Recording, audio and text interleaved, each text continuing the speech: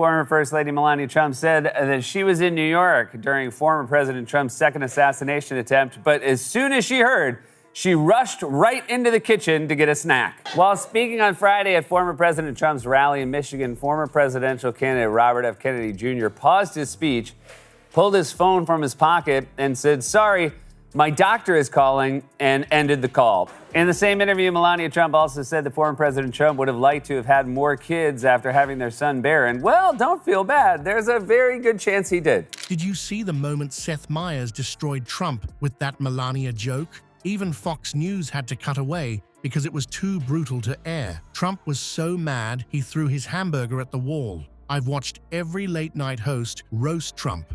But this time, Seth went nuclear. He didn't just mock their marriage, he connected every embarrassing Trump moment from the last 8 years into one devastating takedown that had the audience gasping. Before we move on, I'd like to ask you a small favor. If you appreciate this content, please take a second to like this video and subscribe to the channel.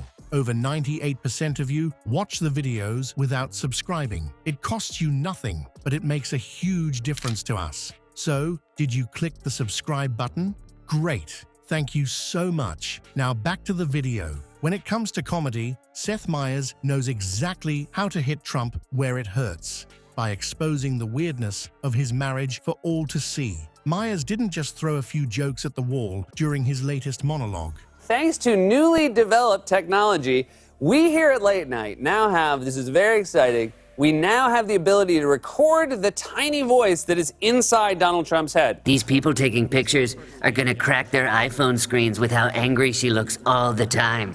Donald, it's the tiny voice in your head again, and are you thinking what I'm thinking? Because it really seems like your wife doesn't love you. You know why I think that? Because people who are in love do not scowl for all 24 hours of the day. Hey, what was the last real conversation you two had anyway? Because the last thing I remember is election night when she turned to you and said, "Are you happy now?" No, he crafted a comedy masterpiece around Melania's famous disappearing act that had the audience in stitches. The genius of Seth's routine wasn't just in the punchlines, but in how he built the whole narrative. He noticed something the rest of us have been thinking, that Melania has perfected the art of vanishing whenever Trump gets in trouble.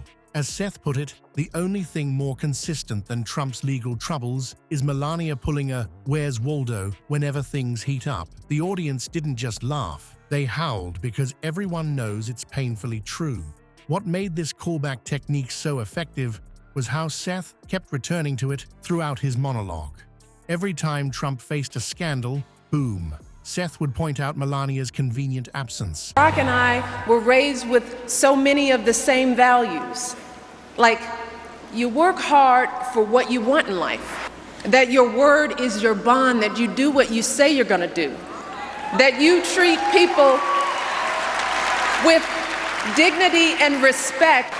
From a young age, my parents impressed on me the values that you work hard for what you want in life, that your word is your bond, and you do what you say and keep your promise, that you treat people with respect. The pattern became funnier with each mention, like when he noted she was in New York during Trump's second assassination attempt. Seth didn't miss a beat, joking that as soon as she heard, she rushed right into the kitchen to get a snack. The audience ate it up because the mental image of Melania calmly munching on crackers while her husband dodges bullets is comedy gold. But Seth didn't just tell jokes, he brought receipts. He incorporated actual video clips showing Melania's awkward interactions with Trump. Those robotic smiles and icy glares played perfectly into his narrative. The footage was so revealing that Seth jokingly referred to it as a documentary titled Melania, Prisoner of Mar-a-Lago. The audience could see the tension for themselves, making the jokes land even harder. As the routine progressed, Seth pushed the comedy even further. He suggested that Melania's Secret Service code name must be "Get Me Out of Here," while Trump's was probably "Hostage Taker." This whole routine painted a picture of their marriage as some bizarre reality show where Melania was desperately trying to escape. Seth even joked that the grand prize would be a one-way ticket back to Slovenia. The audience loved it because it tapped into what many already suspect. Barack and I set out to build lives guided by these values and to pass them on to the next generation because we want our children and all children in this nation. Because we want our children in this nation to know that the only limit to your achievements is the strength of your dreams. To know that the only limit to the height of your achievements is the reach of your dreams and your willingness to work hard for them. And your willingness to work for them. Thank you, God bless you, and God bless America. That Melania might not be living her best life in Trump world. The tension in Seth's monologue reached its peak when he delivered a knockout line comparing Melania's disappearing skills to those of a famous magician. He said her vanishing act makes Harry Houdini look like an amateur, which had the audience roaring. It wasn't just funny because of the comparison, it worked because Seth had already built up this whole universe where Melania was constantly plotting her escape. What's impressive about Seth's approach is how he used comedy to point out something that's been hiding in plain sight. Trump wants us to believe he has the perfect marriage, but Seth exposed the awkwardness through humor. Every joke about Melania checking her watch or practicing her escape route from official events landed because there was truth behind the comedy. Seth wrapped up this devastating takedown with a final joke that Melania probably has a burner phone just to Google how to divorce a former president without anyone noticing. It was the perfect transition to his next topic about Trump's fragile ego. Central to the myth of Trump's supposed populism is his claim that he doesn't need anyone's money, and it's actually his opponents who are controlled by their donors. I've watched the politicians.